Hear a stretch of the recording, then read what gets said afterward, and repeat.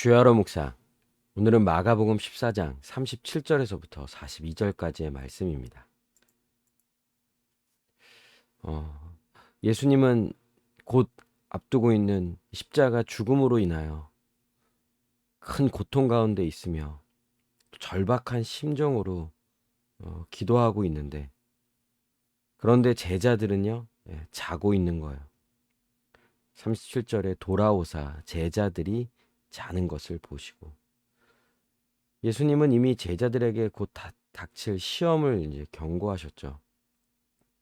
또한 예수님은 앞전에 이 유월절 식사하는 그 가운데에서 제자들 중에 한 사람이 자기를 팔자가 있을 거라고 말씀하셨어요. 그리고 제자들이 다 자신을 버리고 흩어질 거라고까지도 말씀하셨죠. 이런 이야기를, 그리고 앞으로 일어날 일에 대해서 제자들은 이제 다 들은 거예요. 그리고 이 심각한 상황이 큰 시험임을 깨닫고 기도해야 한다고 예수님이 계속해서 말씀하시는 거죠. 왜냐하면 이런 시험은 인간적인 어떤 의지나 노력으로서는 결코 이길 수가 없기에, 이 시험을 이기기 위하여서는요, 끊임없이 기도하고 주님을 의지해야 하는 거예요. 특별히 예수님은 제자들이 자는 것을 보시고 이제 베드로를 대표로 하여 이제 책망하십니다. 베드로에게 말씀하시되, 시몬아, 자느냐? 내가 한 시간도 깨어 있을 수 없더냐? 시험에 들지 않게 깨어 있어 기도하라. 마음에는 원이로되 육신이 약하도다 하시고. 그런데 이 제자들이 지금 왜 이렇게 깨어 있지 못하고 또 기도하지 못합니까? 그것은 마음이 원이로되 육신이 약하기 때문인 거예요. 제자들은 지금 현재 상황이 기도해야 함을 알았죠.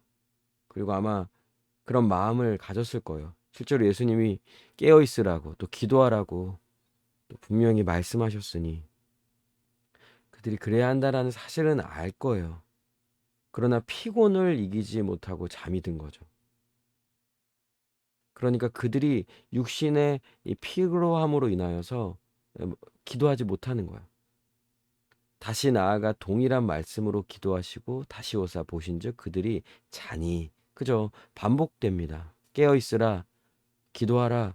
예수님 계속 반복해서 말씀하시는데 제자들의 반응은 동일합니다. 또 다시 잠에 드는 거죠. 왜죠? 그들의 눈이 심히 피곤함이라. 그들이 예수께서 무엇으로 대답할 줄을 알지 못하더라. 그러니까 자신의 처지가 그런 거예요. 분명히 예수님 말씀하셨고 기도해야 하고 깨어 있어야 되는데 그들의 눈이 심히 피곤함이라. 그 육신의 연약함으로 인하여 또 반복해서 잠을 청하고 있고 예수님 말씀에 순종하지 못하는 거죠. 그러니 할 말이 없는 거죠. 뭐라 말할 수 있겠습니까? 그러니까 지금 제자들이 기도하지 않는 것이 그저 그냥 육신의 피로함 때문이지라고 말하며 이 상황 자체를 합리화해서는 안 되는 거야. 오히려 피곤하죠. 피곤한 몸이고 상황이 쉽지 않고 따라주지 않죠. 그럼에도 불구하고 이 시험의 심각성을 알아야 하는 거예요. 우리의 상황, 우리의 연약함, 현실이 그렇다 하더라도 우리에게 있을 이 시험이 얼마나 큰지를 깨닫는다면 어떻게 해서든지 그 연약함을 극복해야겠죠.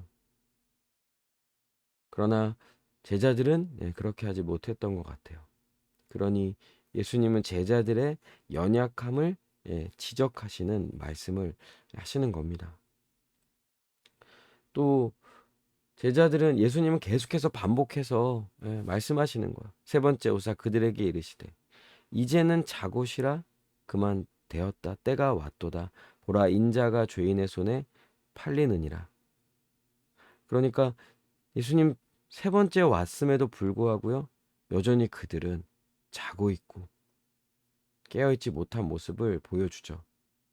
그런데 세 번째 다시 오셨을 때는 예수님은 이제 그들을 향하여서 계속 기도하라고 말씀하시기보다는 이제 자고 그만 쉬어라. 때가 왔도다. 이렇게 말씀하시는 것.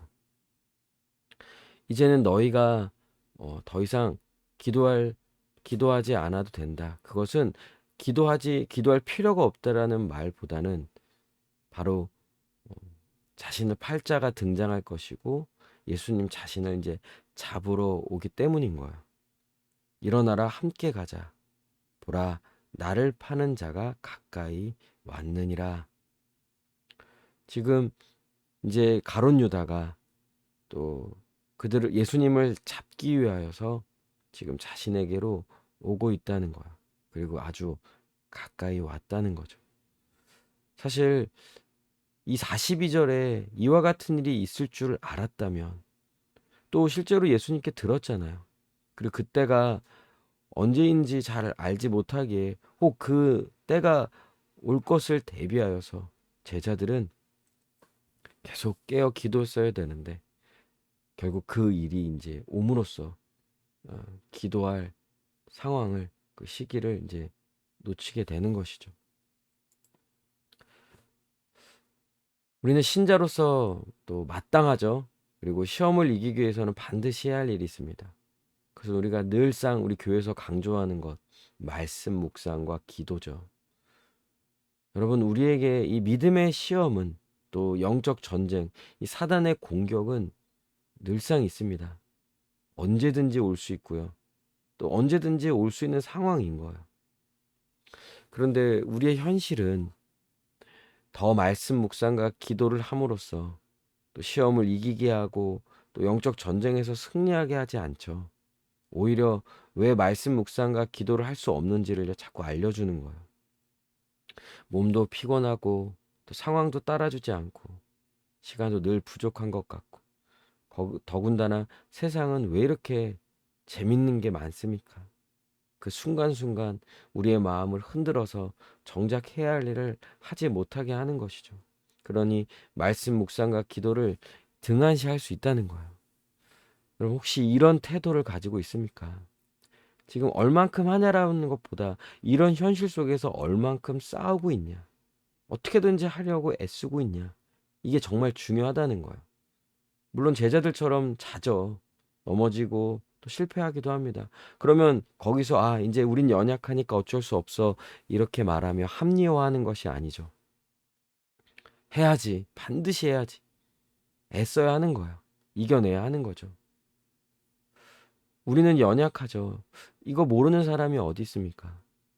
그런데 우리 이 연약함을 어떻게 하면 이 현실의 어려움을 극복할 수 있을지, 여러분 자신의 그 연약함이라는 것이 그 실체가 무엇인지, 나는 어떤 연약함으로 인하여서 이 말씀과 기도의 이 영적인 일에 더 이 믿음으로 살아가는 일에 더 힘쓰지 못하고 있는지, 그래서 이 연약함을 극복하기 위해서는 어떤 훈련을 매일매일 해나가야 하는지 생각해 보십니까?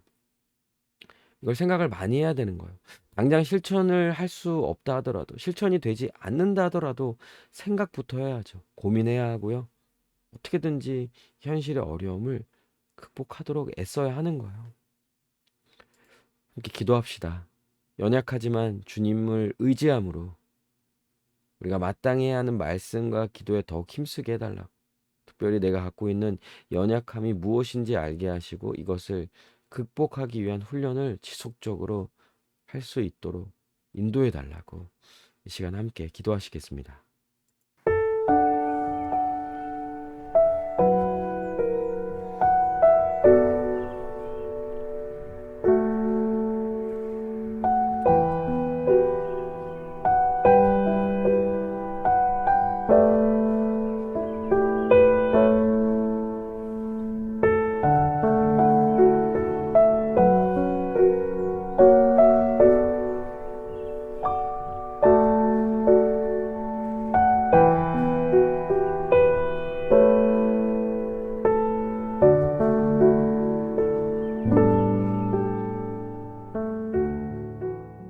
기도합니다. 우리는 연약하지만 우리 주님을 더 의지하게 하여 주시고 주님 의지할 때 또한 이 연약함을 극복할 수 있음을 또한 믿습니다. 그러니 포기하지 말고 끝까지 싸우며 더욱 깨어 말씀과 기도에 힘써 나아가는 우리들 모두가 될 수 있도록 인도하여 주시옵소서. 감사드리며 예수님의 이름으로 기도합니다. 아멘. 오늘도 주님 안에서 승리하는 복된 하루 되시길 바랍니다.